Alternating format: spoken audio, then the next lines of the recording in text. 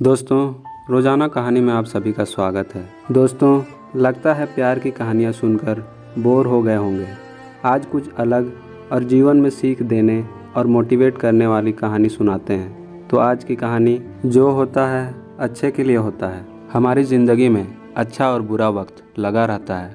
अच्छी यादें और अच्छा वक्त हम बहुत जल्दी भूल जाते हैं, लेकिन बुरा वक्त हमें हमेशा याद रहता है। हम ये बात अक्सर भूल जाते हैं कि हमारा बुरा वक्त भी हमें कुछ न कुछ सिखाता ज़रूर है। हमारा बुरा वक्त हमें ज़िंदगी को सही से जीना सिखा देता है। बुरा वक्त हमें खुद की और लोगों की कद्र करना सिखाता है।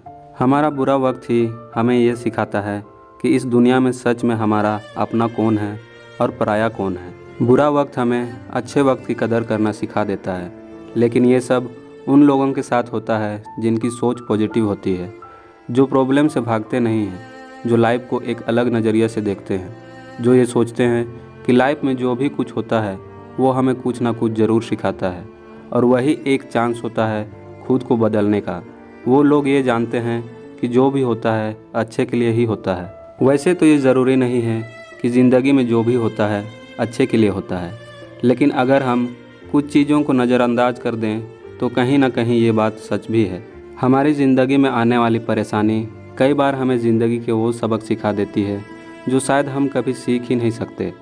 परेशानियाँ और खुशियाँ ज़िंदगी में आती जाती रहती है और इन परेशानियों से हम या तो कुछ सीखते हैं या फिर खुद को हारा हुआ मान लेते हैं। जो लोग खुद को हारा हुआ मान लेते हैं उनके लिए परेशानियाँ किसी पहाड़ से कम नहीं होती, और जो लोग अपनी मुसीबतों परेशानियों को झेल कर उनसे बाहर निकल जाते हैं और उन परेशानियों से कुछ सीख लेते हैं, उनके लिए वो परेशानियाँ बुरी नहीं बल्कि अच्छी ही होती है।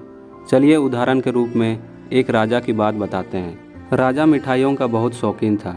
उसके लिए मिठाई उसके ही राज्य के सबसे अच्छे हलवाई के यहाँ से आती थी।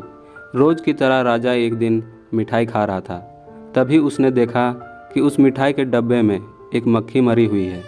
ये देखकर राजा को बहुत गुस्सा आ गया। बात तो छोटी सी थी, लेकिन वो तो राजा था, उसके लिए ये कोई छोटी बात नहीं थी। हलवाई की इस गलती के लिए राजा ने उसे सज़ा सुनाई और हमेशा के लिए अपने राज्य से बाहर कर दिया। इस बात को काफ़ी समय बीत गया। एक दिन राजा अपने कुछ सैनिकों के साथ शिकार के लिए गया।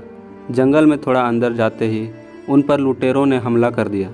लुटेरों ने सब कुछ लूट लिया और राजा के सभी सैनिकों को मार दिया।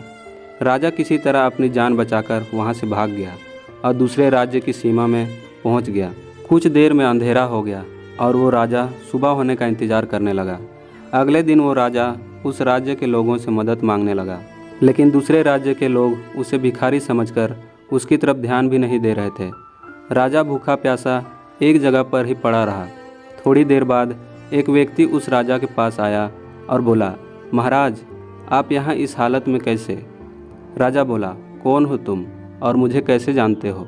उस व्यक्ति ने कहा, महाराज, मैं वही हलवाई हूँ जो अक्सर आपके महल में मिठाइयाँ भेजा करता था। राजा ने उसे सारी बात बताई। उस हलवाई ने राजा की मदद की और उसे वापस अपने राज्य भेजने का सारा इंतजाम भी कर दिया। वापसी के वक्त राजा ने उस हलवाई को वापस अपने राज्य में चलने को कहा, लेकिन हलवाई बोला, महाराज, इस राज्य में मेरा बहुत नाम है। मेरी बनाई मिठाइयाँ इस पूरे राज्य में फेमस है। यहाँ आकर मैं काफ़ी अमीर भी हो गया हूँ। अगर आप उस दिन मेरी गलती की वजह से मुझे राज्य से नहीं निकालते तो शायद मुझे ये सब कभी नहीं मिल पाता और ना ही मैं कभी आपकी मदद कर पाता। आप ऐसे ही भूखे प्यासे मर जाते। शायद जो भी हुआ वो सब अच्छे के लिए ही हुआ। हाँ, किसी अपने की डेथ का होना ही शायद एक ऐसी चीज़ है जो अच्छे के लिए नहीं होती, लेकिन ज़िंदगी और मौत हमारे हाथ में नहीं है।